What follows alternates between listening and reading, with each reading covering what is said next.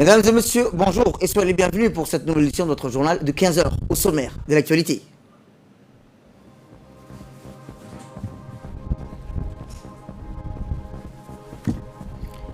À la une de l'actualité nationale, le chef de l'État a présidé le lancement du 5e forum annuel des intellectuels somaliens.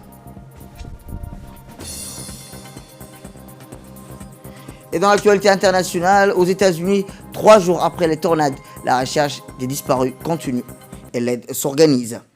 C'était les titres. Merci, si vous nous rejoignez.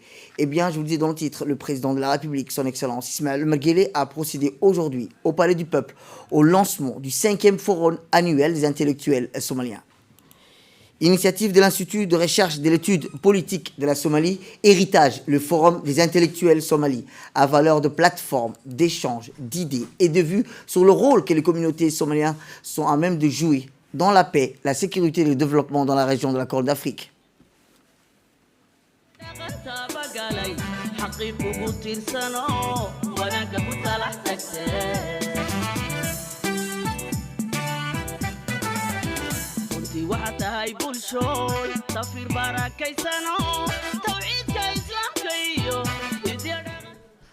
Des cadres de discussion approfondis aux élites somalies, à tout horizon politique, économique et intellectuel, et autres leaders des sociétés civiles seront au menu des travaux d'échange qui vont durer 3 jours. Ces travaux déboucheront sur des recommandations censées servir des matrices de travail et de réflexion au gouvernement de la région et à toute autre organisation ou structure investie de pouvoir d'action.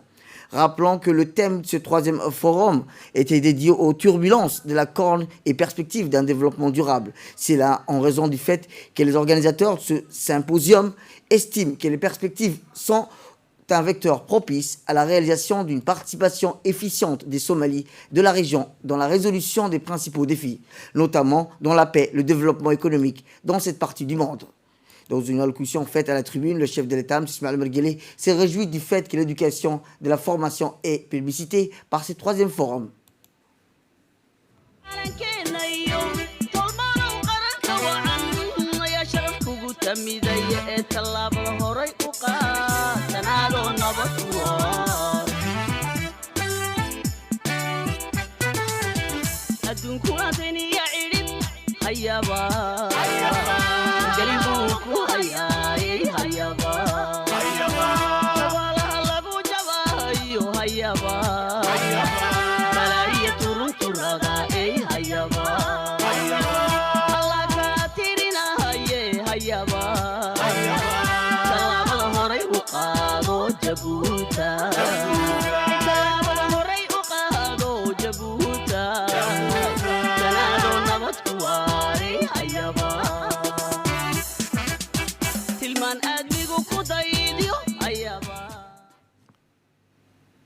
Et dans un discours prononcé à cette occasion, teinté de sagesse proverbiale, le numéro 1 djiboutien a tenu ce matin à la tribune du Palais du Peuple lors du lancement de ce 5e édition du Forum ID. Il a rappelé que je suis très honoré d'être parmi vous aujourd'hui et je vous souhaite à tous et à tous la bienvenue à Djibouti, votre 2e pays. Djibouti n'aura de cesse de marquer sa disponibilité à l'hébergement des forums positifs qui ont vocation à accroître l'amitié, la fraternité et la complémentarité des peuples de notre région. Depuis 4 ans, nous mettons à disposition tous les moyens nécessaires pour l'éclosion des réflexions et d'échanges afin que ce forum soit un lieu de toute liberté d'esprit. L'Institut Héritage est une plateforme d'échange qui rassemble des hommes, dont notamment des dirigeants politiques, d'entreprises, des universitaires, des acteurs de la société civile, pour discuter des questions stratégiques. L'Institut rassemble toute personne qui ne pouvant s'empêcher à penser pour la Somalie de la Corne elle-même, leur vocation d'être dans la mêlée, de faire corps avec les masses, d'épouser les combats de leur temps. Lorsque je dis des hommes, cela ne veut pas dire qu'il n'y a pas de femmes. Au contraire, hommes et femmes mènent toutes les deux le même combat. Toutes les deux se battent ardemment pour un même idéal, au-delà de tout intérêt personnel. C'est celui de l'intérêt général. L'intellectuel est le rôle d'informer le public. Il s'attelle à éduquer, à informer la population intellectuelle. Et c'est lui qui se pose la question, comment pourrais-je apporter ma pierre à l'édifice? Comment pourrais-je accompagner de concert mes confrères pour une meilleure idéale? C'est à ces heures de grands bouleversements au niveau de notre région qu'est la Corne de l'Afrique, qui est exposée à des périls majeurs et a plus que jamais a besoin de ces intellectuels. Ils ont le devoir d'être la boussole, les précepteurs et les éclaireurs. Les discussions et comptes rendus de ces réflexions doivent être la feuille de route pour les décideurs politiques. Si ces échanges emportent leurs fruits, alors l'intellectuel, dans sa vocation d'informer, devient la force qui guide la population. C'est ainsi que des réflexions stratégiques constituent une force de réflexion qui favorise l'émergence d'un consensus des propositions aux diverses questions contemporaines. Il y a un dicton en Somalie qui dit « Tout le monde envoie en pâture son troupeau, mais chacun envoie paître sa vache comme bon lui semble ». Alors il est vraiment rare d'être réunis tous ensemble, en un seul endroit, avec votre âme et conscience, en se disant que tu peux être utile. Comme je le dis, vous êtes tous les bienvenus à Djibouti pour cette 5e édition du forum et nous participons avec vous à ces discussions. Dans ces échanges, nous devons ainsi parler du vrai, sans tabou, ni langue de bois, nous écouter sans préjugés avec une ouverture d'esprit, humanisme et en toute simplicité. L'Institut est indispensable à tout le monde. Alors, une nouvelle fois, je vous souhaite la bienvenue à tous, car notre mission est de travailler au bien-être de tout le monde et chacun apporte sa pierre à l'édifice. Et nous vous accompagnerons dans cette noble quête. Je déclare le forum ouvert, a-t-il déclaré le chef de l'État. Autre actualité dans ces 15 heures, c'est aussi le ministre du Budget, Abdelkarim Al-Ncher, et son équipe de collaborateurs qui poursuit, cela dit, en décembre, à l'Assemblée nationale, à la Commission des finances et de l'économie générale, le plan dans le cadre de l'examen de loi portant règlement du budget de l'État. Participant à cette séance, le ministre de l'Agriculture, de l'eau et de la pêche et de l'élevage et des ressources halieutiques, M. Mohamed Ahmed Awale, et Mme Amina Abdi Aden, ministre de la Ville, de l'Urbanisme et de l'Habitat, questionnant sur la situation d'avancement des projets mis en œuvre par son département. M. Mohamed Ahmed Awale a répondu sur de nombreux points, notamment sur les forages exécutés en cours et ceux au programme. Il a en outre fait un bref exposé sur la rentabilité des productions agricoles nationales en expliquant qu'il existait un seuil d'investissement en dessous de lequel il n'était point possible d'envisager une agriculture rentable. Eh bien, autre actualité, la ministre de la Ville et de l'Urbanisme, Mme Amina Abdi Aden, a quant à elle abordé le projet de zéro bidonville et les critères d'attribution des logements sociaux qui étaient essentiels, basés sur le revenu des ménages et sur le tranche revenu, y compris de 50 000 à 100 000 francs de Djibouti, étaient plus nombreuses dans les demandes de logement. Quant aux parcelles mises en vente par son ministère, tous les coûts fonciers des terrains relativement peu élevés par rapport au coût de la viabilisation des réseaux divers, à savoir la voirie, l'électricité, l'eau et les télécoms. Eh bien, le ministre du Budget a enfin apporté un éclaircissement relatif au financement de tous ces projets intervenant dans le domaine de l'eau, la culture et la construction des logements sociaux. Tous ces projets avaient donc une contrepartie nationale de budget national. Tout à fait autre chose, le ministre du Travail chargé de la formalisation et de la protection sociale, M. Ismaël Ibrahim Roble, a reçu aujourd'hui dans son cabinet la nouvelle représentante du PNUD, Mme Emna. Cette rencontre s'inscrit dans le cadre de la prise de contact de la nouvelle représentante avec des membres du gouvernement. Le ministre et la représentante ont abordé ensemble les voies et moyens de renforcer encore davantage la coopération existante entre le ministère du Travail, chargé de la formalisation et la protection sociale, et le PNUD, qui est un partenaire important pour le département. Des thématiques telles que l'emploi, la réforme, l'administration, la formalisation, la protection sociale ont fait l'objet des discussions. Autre actualité, dans le cadre des programmes de visite de travail du ministère des Affaires musulmanes, de la culture et des biens WARF, M. Boumil Hassan Baré a eu des discussions avec son homologue des biens WARF, M. Mohamed Mokhtar Jum'a, au siège du Conseil supérieur des affaires islamiques, et par la suite, le ministre a eu un entretien avec le grand mufti de la République d'Égypte, Shawqi Al-Ham. Les deux parties ont examiné les voies et moyens même de renforcer la coopération bilatérale entre les deux pays frères. Au cours d'entrevues avec son homologue, le ministre a été informé des efforts déployés par le ministère égyptien pour lutter contre l'extrémisme religieux. Pour ce faire, plusieurs chaînes télévisées ont été créées afin de diffuser la pensée modérée et éclairée de l'islam. Profitant de cette occasion, le ministre et le docteur Mohamed Mokhtar Juma ont remis au ministre une invitation officielle pour prendre part aux travaux de la 32e conférence islamique qui se tiendra au Caire en février prochain. Le ministre a remercié à son homologue pour l'accueil chaleureux qui lui a été réservé et pour aussi les idées échangées pour mieux appréhender le message religieux dans sa dimension universelle et de développer les supports de communication en vue de promouvoir les valeurs de tolérance et de cohésion sociale. Par la suite, le ministre des Affaires musulmanes, de la Culture et des Biens Waqf, M. Moumin Hassan Barre, a eu une réunion avec le grand moufti de la République.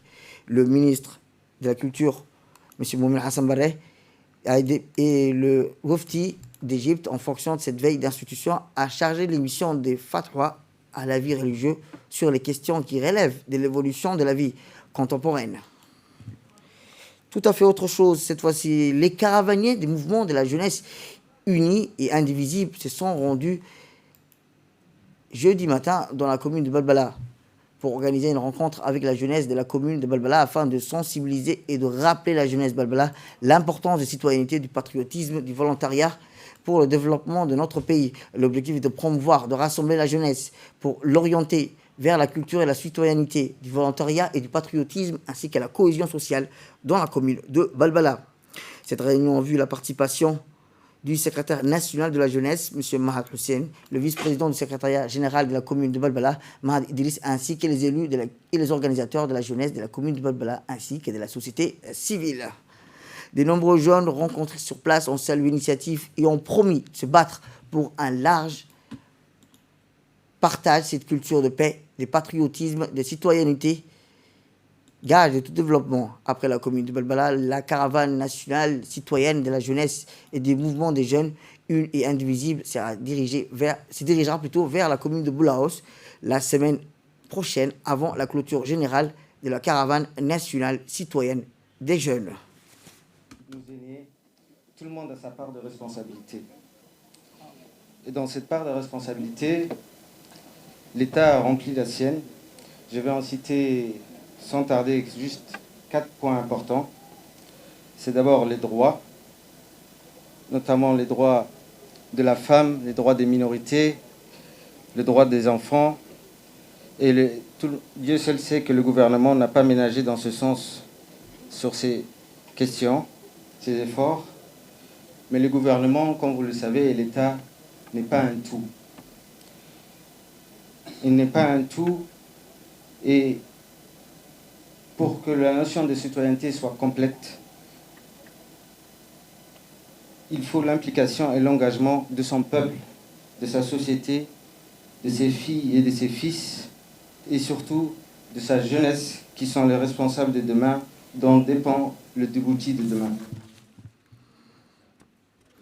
Et dans l'actualité sportive, le Stade Goulet a abrité le week-end dernier une cérémonie de remise de ceinture aux différents pratiquants de taekwondo. L'événement haut en couleur organisé par le club du Dragon de taekwondo a vu la participation de la présidente de taekwondo, Mme Ferdousa Moussa, les cadres du secrétariat d'État à la jeunesse et au sport, ainsi que les membres du club et les parents.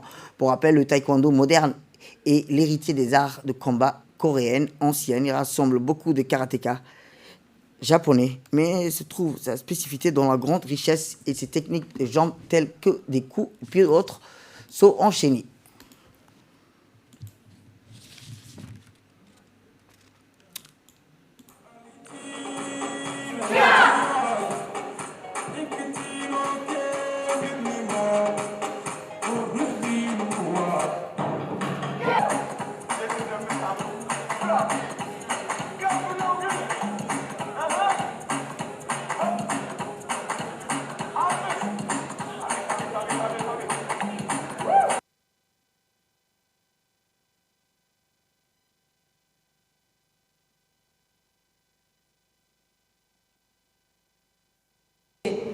À la cérémonie de remise de grade pour le club des Dragons, et je suis très surprise, même agréablement surprise, en voyant tous ces jeunes qui fréquentent la salle et qui font partie du club de Dragon Taekwondo.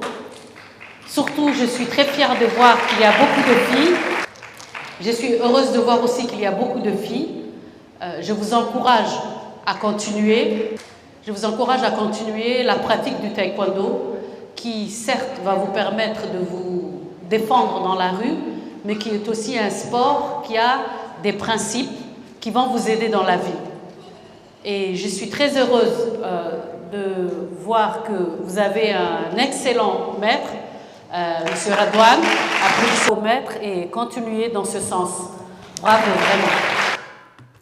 Et pour clore l'actualité nationale, ce fait divers, c'est un saisie record de la gendarmerie des marchandises de contrebande que les gendarmes d'Ali Sébier, en collaboration avec les éléments, ont encore fait parler d'eux durant la semaine dernière, luttant corps et âme contre les atteintes économiques nationales. Les enquêteurs d'Ali Sébier ont récolté des informations selon lesquelles une importante marchandise de contrebande allait être introduite sur le territoire djiboutien. Depuis la frontière, c'est alors que les gendarmes ont mis à profit en mettant en place près de la frontière de Galilée, au niveau de l'Oued, à appeler les contrebandiers n'ayant pas le choix, sont tombés dans la mise en place par la gendarmerie d'Ali Sébier. Cette opération d'envergure conduite par l'arrestation de 19 individus et a saisi plus de 20 contenants respectifs de 100 paquets, soit un total de 2000 bottes de 4 de la valeur marchande. Ces produits de contrebande est estimé à plus de 2 millions de francs Djibouti.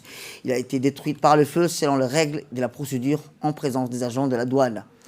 Toutes les personnes impliquées ont été présentées devant la justice pour leurs actes. Le haut commandement de la gendarmerie rappelle que les gendarmes réprimanderont jour comme de nuit tout acte portant atteinte à l'économie nationale et à la sécurité du pays.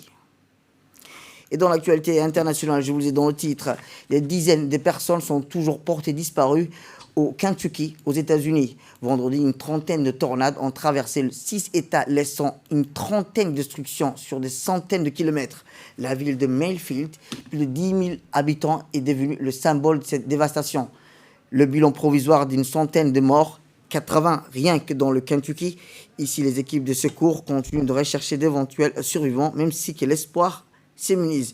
Le président Joe Biden a approuvé l'état d'urgence et les agences fédérales de réponse aux catastrophes ont commencé leur déploiement.